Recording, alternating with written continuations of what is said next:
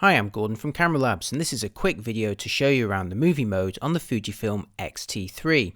Fujifilm's really pulled out all the stops here and delivered arguably the best APS-C camera for video to date. The X-T3 offers a wealth of video options including 4K at 24 to 60p, yes 60p, and 1080 at up to 120p in a high-speed mode. You can encode at a variety of bit rates and in either H.264 or the more efficient H.265, which allows the X-T3 to record 10-bit internally at 420. Meanwhile, 10-bit in 422 is available on the HDMI port for external monitors. So the X-T3 can actually record 4K 60p in 10-bit internally, and even though that's only at 420, that's still really impressive. You can apply any of the film simulations to video, such as the high contrast Acros monochrome style you can see here. All of my footage from this point on was filmed with the Eterna profile, which delivers a nice and subdued effect out of camera, although there's also the flat F-Log profile if you're really into grading later. The X-T3 can film 4K at 24 to 30p using the full sensor width, and for clips lasting up to half an hour. Compare that to the 10-minute 4K clips on the X-T2, which also applied a mild crop.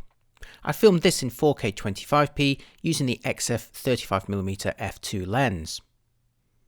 Switch the X-T3 to 4K in 50 or 60p and the camera applies a mild 1.18 times crop and reduces the maximum clip length to 20 minutes, but that still remains very usable and way ahead of what you could do on the X-T2.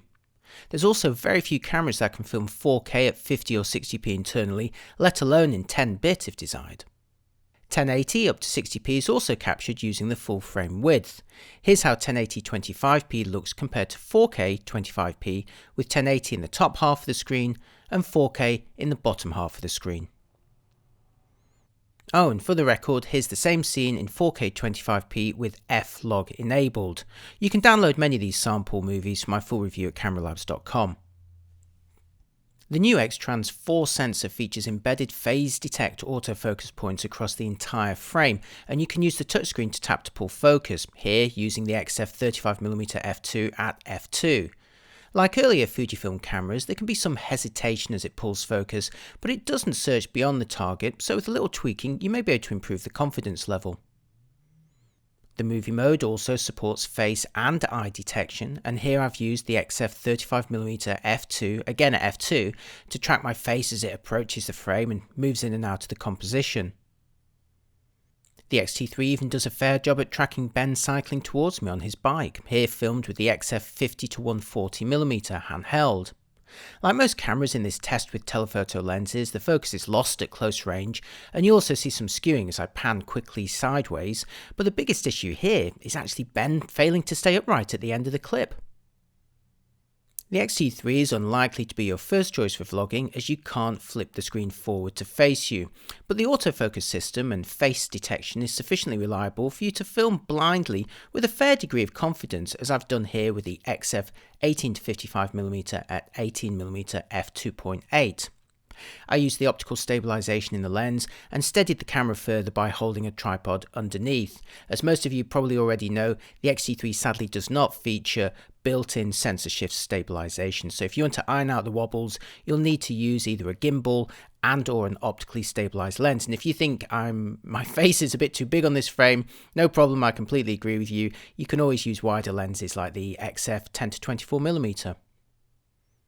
Once again, the really big deal about the X-T3's movie mode is the ability to record 4K at 50 or 60p internally. There's still very few cameras that can do this, and this allows you to slow footage down to half speed on a 25 or 30p timeline, as I've done here with these people walking towards me. It's also great for smoothing out product demonstration videos.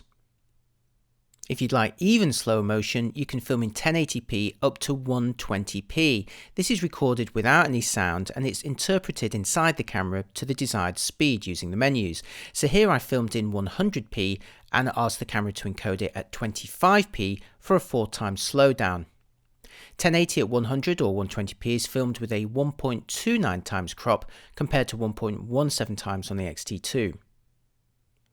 So what's the quality like? I filmed a resolution chart here in 4K and have positioned the X-T3 in the middle with the XE3 representing the previous X-Trans 3 sensors on the left side and the Sony A7 III on the right. Don't forget, the Sony A7 III is filming in 4K full frame here. And now the same threesome, but in 1080p for comparison. Again, we have the X-T3 in the middle, flanked by the XE3 on the left side, and the A7 III on the right.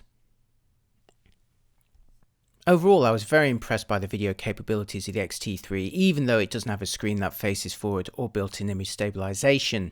Again, it's one of the few cameras available right now that can film 4K at 60p internally, and can even do it internally in 10-bit. Sure, you're doing that at 420, but still 4K 60p 10-bit internal, that's way ahead of what Sony could do at the time I filmed this video.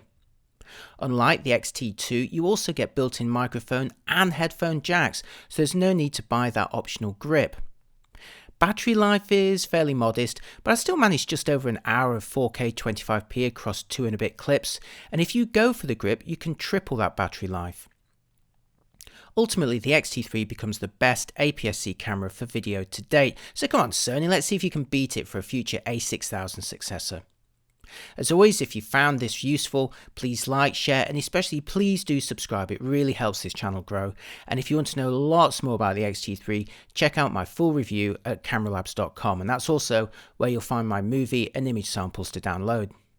Thanks for watching, and see you next time. Bye bye.